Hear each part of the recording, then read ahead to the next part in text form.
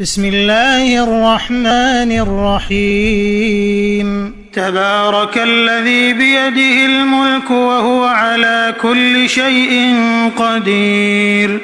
الذي خلق الموت والحياة ليبلوكم أيكم أحسن عملا وهو العزيز الغفور الذي خلق 7 سماوات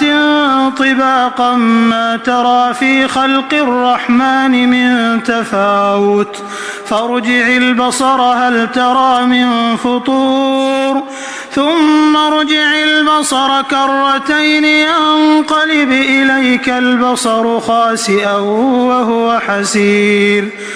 ولقد زينا السماء الدنيا بمصابيح وجعلناها رجوما للشياطين وأعتدنا لهم عذاب السعير وللذين كفروا بربهم عذاب جهنم وبئس المصير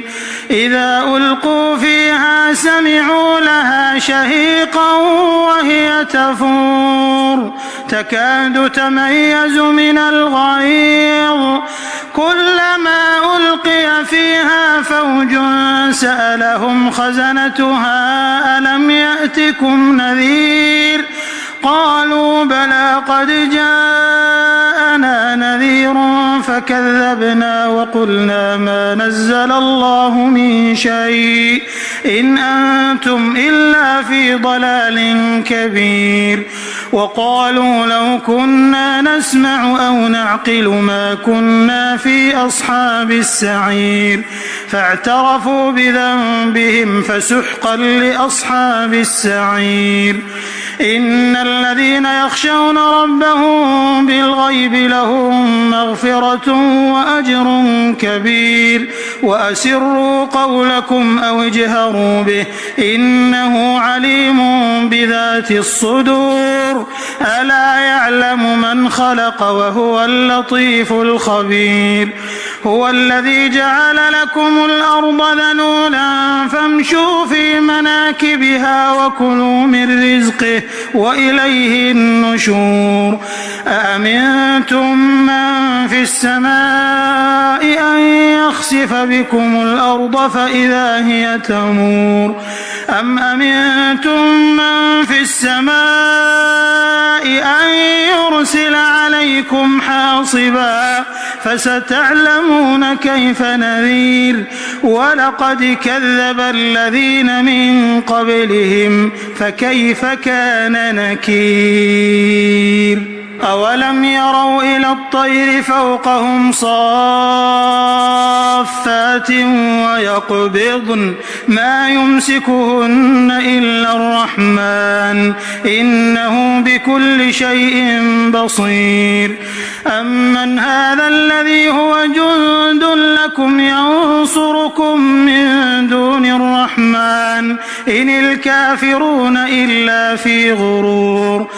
أمن هذا الذي يرزقكم إن أمسك رزقه بل لجوا في عتو ونفور أفمن يمشي مكبا على وجهه أهدى أمن يمشي سويا على صراط مستقيم قل هو الذي أنشأكم وجعل لكم السمع والأبصار والأفئدة قليلا ما تشكرون قل هو الذي ذرأكم في الأرض وإليه تحشرون ويقولون متى هذا الوعد إن كنتم صادقين قل إنما العلم عند الله وإنما أنا نذير مبين فلما رأوه زلفة سيئت وجوه الذين كفروا وقيل هذا الذي كنتم به تدعون قل أرأيتم إن أهلكني الله ومن معي أو رحمنا فمن يجير الكافرين من عذاب أليم قل هو الرحمن آمنا به وعليه توكلنا